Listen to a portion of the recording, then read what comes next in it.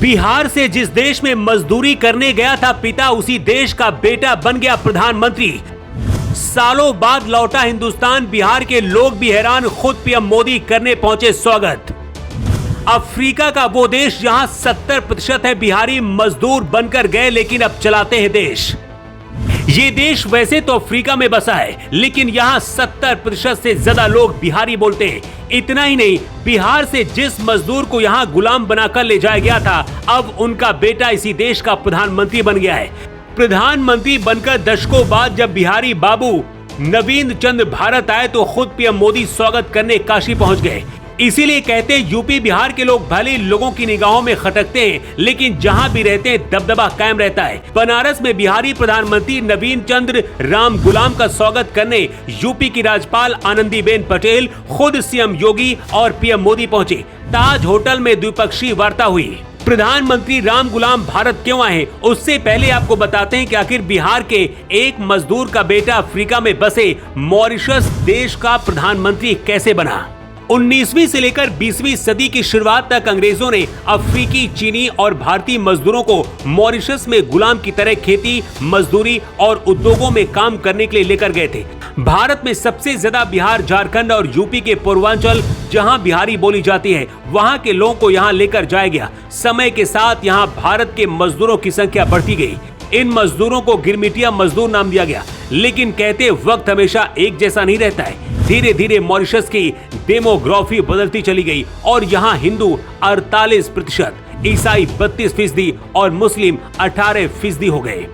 धीरे धीरे यहाँ जगह जगह मंदिर बने, करीब 70% हिंदुस्तानी आबादी हो गई। नवीन चंद्र राम गुलाम नवंबर 2024 में मॉरिशस के तीसरी बार प्रधानमंत्री चुने गए। बिहार के भोजपुर जिले के आरा में हरी गांव में इनका परिवार रहता था। मॉरिशस के पीएम राम गुलाम के दादा मोहित राम गुलाम 1800 में मॉरिशस गिरमिटिया मजदूर बनकर गए थे। उनके बेटे शिवसागर ने 1968 में देश की आजादी में अहम योगदान दिया था और उन्हें देश के संस्थापक पिता के रूप में मान्यता हासिल हुई। शिवसागर राम गुलाम ने 1985 में अपनी मृत्यु तक मॉरिशस की लेबर पार्टी के नेता के रूप में कार्य किया और इस दौरान प्रधानमंत्री भी बने। बाद में उनके बेटे नवीन राम गुलाम भी प्रधानमंत्री बने। अब भारत आए तो सबसे ज्यादा बिहारियों का सीना गर्व से चौड़ा हो रहा है। मॉरिशस के पीएम नवीन राम गुलाम से मुलाकात के बाद पीएम मोदी ने कहा है कि मुझे ये कहते हुए गर्व हो रहा है कि भारत और मॉरिशस सिर्फ साझेदार नहीं बल्कि एक परिवार है। मॉरिशस भारत की पड़ोसी पहले नीति और विजन महासागर का एक महत्वपूर्ण स्तंभ है। मार्च में मुझे मॉरिशस के राष्ट्रीय दिवस समारोह में शामिल होने का सौभाग्य मिला था। उस समय हमने अपने संबंधों को संवर्धित रणनीतिक साझेदारी का दर्जा दिया था। भारत मॉरिशस का रिश्ता बहुत पुराना है। अगर आप यहाँ जाएंगे तो आपको कुछ पल के लिए ऐसा भी लग सकता है कि आप बिहार में आ गए।